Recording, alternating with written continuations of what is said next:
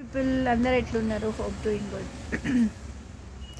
Pushpa 2 release అయింది. నాకు చాలామంది కామెంట్ చేస్తున్నారు పుష్ప 2 రిలీజ్ అయింది, మూవీ చూసారా అని.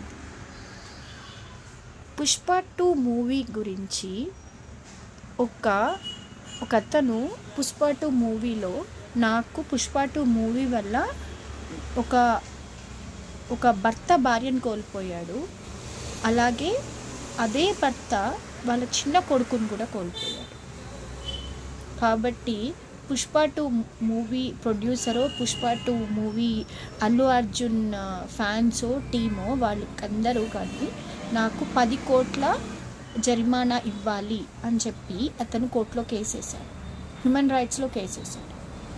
అండ్ హ్యూమన్ రైట్స్లో కేసు వేసినప్పుడు హ్యూమన్ రైట్స్ కేసు అనేది ఖచ్చితంగా హ్యూమన్ రైట్స్ అనేది అది ఖచ్చితంగా తీసుకుంటుంది, ఛాన్స్ తీసుకుంటుంది. What is the reason behind that అని చెప్పి అది ఖచ్చితంగా ఎంక్వైరీ చేస్తుంది, చేయకుండా అయితే ఉండదు.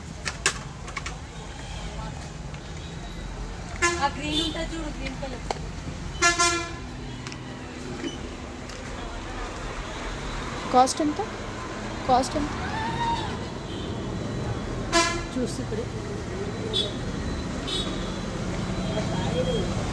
నన్ను కాదా 60.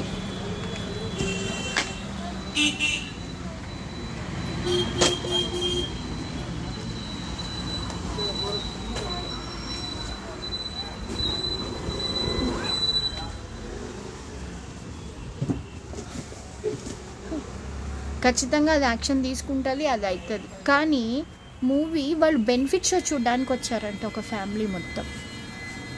బెనిఫిట్ షో చూడకపోతే ఏమవుతుంది? అంటే మనకి అభిమానం ఉండొచ్చు, ఒక హీరో అన్న ఒక అభిమానం ఉండొచ్చు, కానీ ఆ అభిమానం అనేది మన జీవితాలని పోగొట్టుకునేటట్టయితే ఉండకూడదు. పుష్ప 2 మూవీ నేను ఫస్ట్ షో బెనిఫిట్ షో చూస్తాను అనే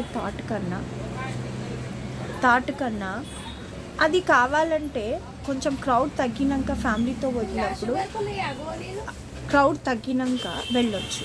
లేదు అంటే ఒక 15 days or 20 days అయితే ఎట్లాగో ఓటీటీలో నెట్ఫ్లిక్స్ అమెజాన్లో ఎట్లాగో రిలీజ్ చేస్తారు,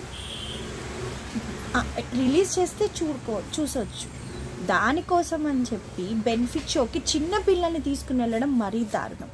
అక్కడికంటే అల్లు అర్జున్ వస్తున్నాడు అని చెప్పి అప్పటికప్పుడు తెలిసిందంట బెనిఫిట్ షోకి.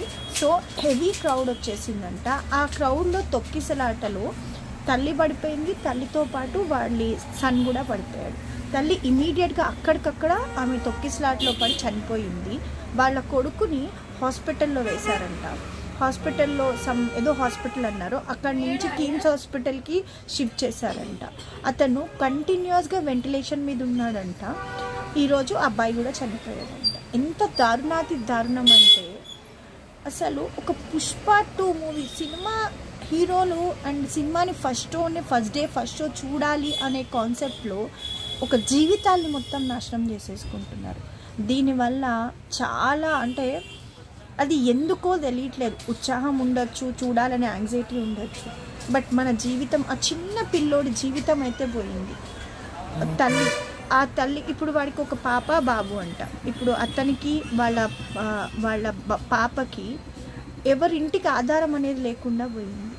అందుకోసమే మూవీలు మా కాలేజ్లో కూడా అందరు అన్నారు మూవీ చూసావా అని చెప్పి. మూవీస్ అనేది మనం రిలాక్సేషన్ కోసం ప్రెషర్ కోసమే చూడడం, కానీ మూవీయే మన జీవితం అనే దానికుండా ఉండొద్దు.